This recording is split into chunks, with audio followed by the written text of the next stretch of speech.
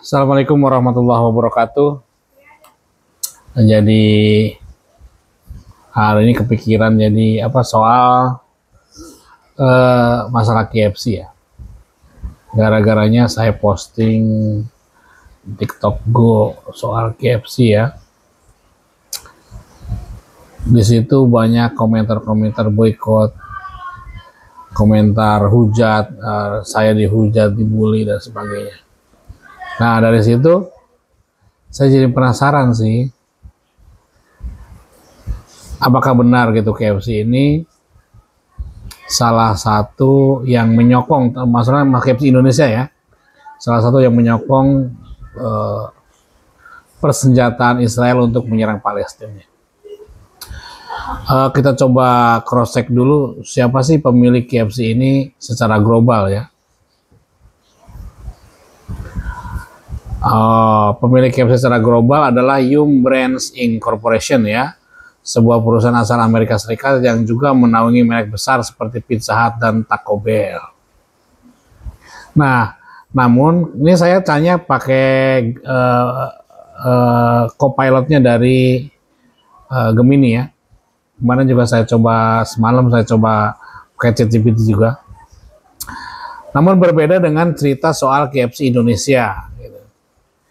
Di Indonesia, KFC itu dikelola oleh PT Fast Food Indonesia Tbk, ya, yang mendapatkan hak awal dari Yum Brand, ya, yang didirikan oleh Dick Galael, seorang pengusaha Indonesia, membawa KFC ke tanah air pada tahun 1979, ya.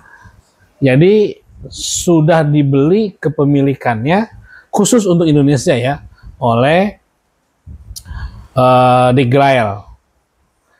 Nah, apakah franchise atau apa, nanti kita tahu, kita coba baca-baca selebihnya ya. Kita sama-sama belajar di sini ya. Nah, dikuasain oleh keluarga Galael itu sekitar 40%, kemudian sama Salim Group, PT melalui PT Indot Retail Makmur Indonesia sebesar 24%, dan sisanya dikuasain oleh publik karena sudah TBK ya, sudah publik. Jadi siapapun termasuk Anda, saya, atau siapapun boleh memiliki saham TBK. Saham KFC ya, karena sudah melantai di bursa ya. Baru-baru ini ada kabar bahwa Liana Saputri, anak konglomerat Haji Isam, membeli saham 15% dari anak usaha KFC, yaitu PT Jagonya Ayam Indonesia melalui perusahaan Sankara Fortuna Indonesia.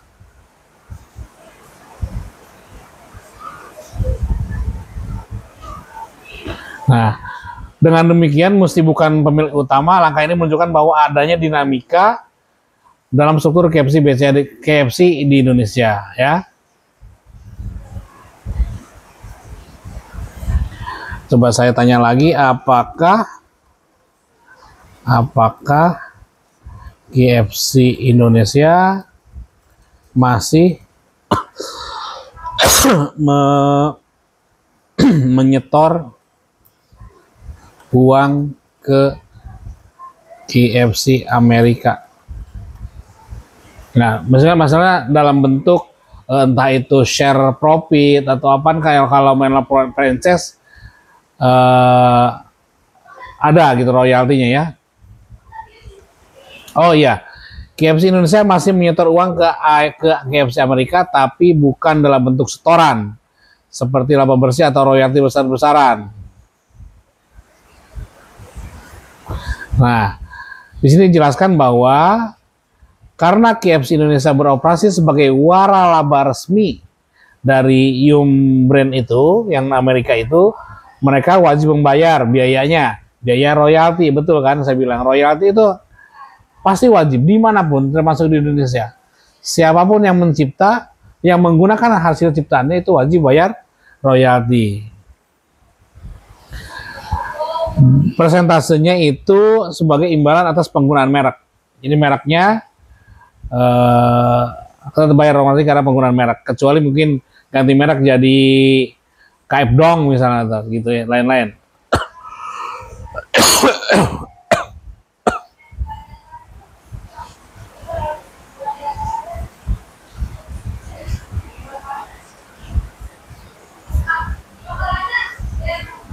Oke.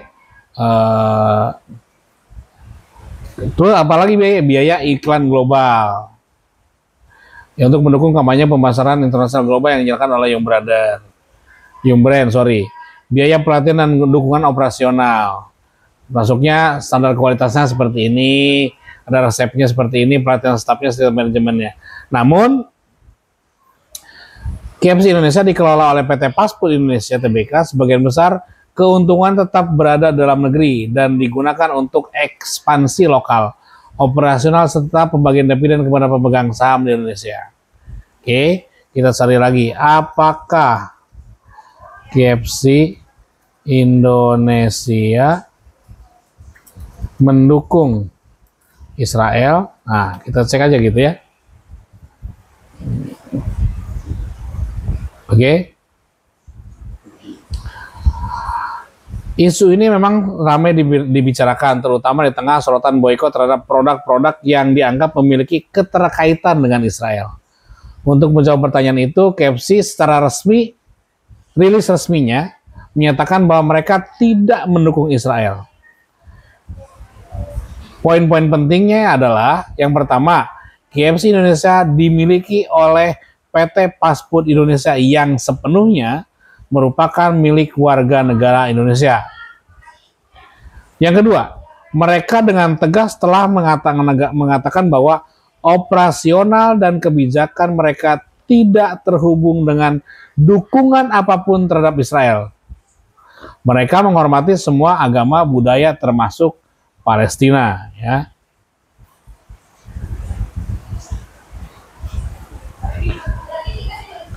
Gerakan DBS Indonesia boikot, divestasi dan sanksi tidak memasukkan KFC dalam boikot resmi karena tidak ditemukan bukti keterlibatan langsung KFC Indonesia dalam mendukung kebijakan Israel. Begitu. Jadi kesimpulannya nih dari yang dibaca di jurnal faktual dan inilah.com sampai Bloomberg Tech, meskipun merek KFC secara global dimiliki oleh Yum, jadi meskipun KFC dimiliki oleh Yum berada beroperasi banyak di negara termasuk Israel, KFC Indonesia beroperasi secara independen dan tidak menunjukkan dukungan terhadap Israel secara langsung. Ya, bagaimana pandangan MUI ya? MUI tentang KFC, gitu aja.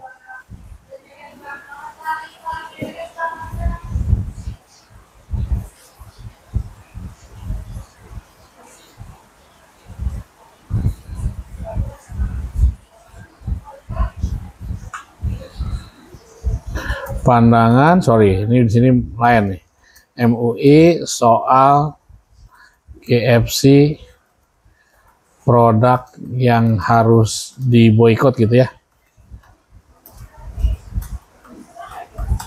Karena kan pandangan kita ini harus ya menuju ke fatwa MUI ya. Fatwa MUI sebagai representatif dari negara yang harus kita anut. Oke. Majelis Ulama Indonesia memang mengeluarkan fatwa MUI nomor 83 tahun 2003 tentang hukum dukungan terhadap perjuangan Palestina yang mendorong umat Islam untuk memboikot produk yang mendukung dan atau berafiliasi dengan Israel. Namun, ada beberapa hal penting yang perlu diperjelas oleh KFC. Yang pertama, MUI tidak pernah merilis daftar resmi produk yang harus diboikot, termasuk menyebutkan KFC secara eksplisit.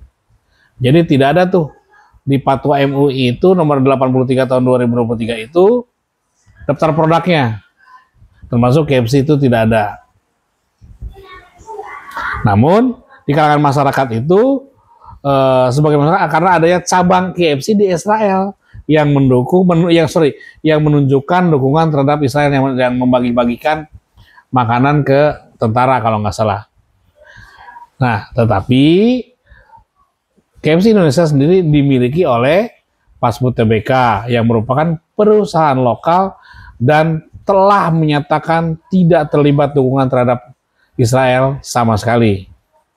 Yang terakhir, yang keempat, MUI tetap memberikan sertifikasi halal kepada KFC dan menegaskan bahwa produk-produknya aman dikonsumsi dan halal. Ya. Jadi, meskipun ada sentimen boikot terhadap merek global, termasuk KFC, MUI tidak secara resmi menetapkan KFC di Indonesia sebagai produk yang wajib diboikot. Sikap MUI lebih menekankan pada prinsip kehati-hatian dan riset mandiri oleh masyarakat terhadap afiliasi suatu produk terhadap Israel. Coba.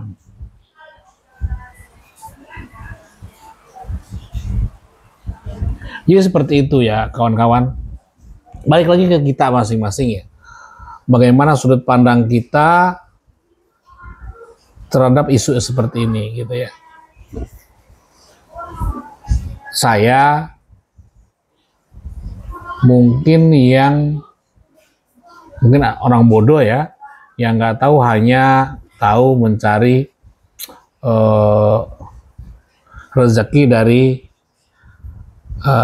afiliasi produk di TikTok dengan KFC mempromokan promo KFC, mungkin saya atau mungkin karyawan-karyawan yang lain yang bodoh yang hanya sanggup bekerja di KFC, yang masih bertahan bekerja di KFC hanya untuk menafkahi keluarganya mungkin gitu.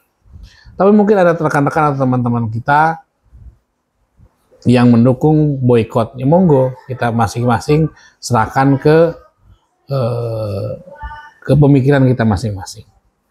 Cuman menurut saya sebagai orang awam bahwa KFC selama itu dia sendiri menyatakan bahwa tidak berafiliasi dan sudah secara resmi dan negara pun tidak melarang untuk atau tidak menyuruh kita untuk memboikot, ya saya ikut apa yang sudah negara sarankan dan apa yang sudah saya riset sebelum membuat video, dan saya meyakini itu pekerjaan halal buat saya gitu ya. Bagi rekan-rekan yang mau memboikot ya monggo, itu kembali lagi ke masing-masing kita ya. Bukan artinya karena masalah hal seperti itu kita jadi saling ejek, saling ini di media sosial, nggak baik juga ya. Mungkin seperti itu ya.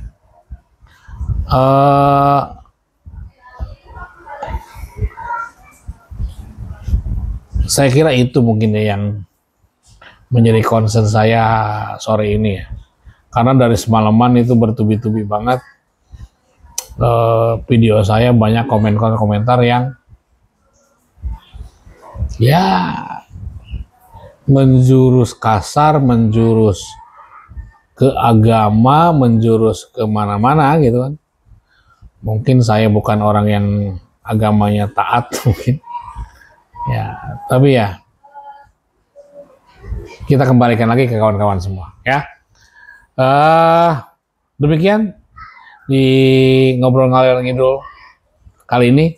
Jangan lupa di subscribe, di like videonya, di komen boleh, di share juga. Alhamdulillah, semoga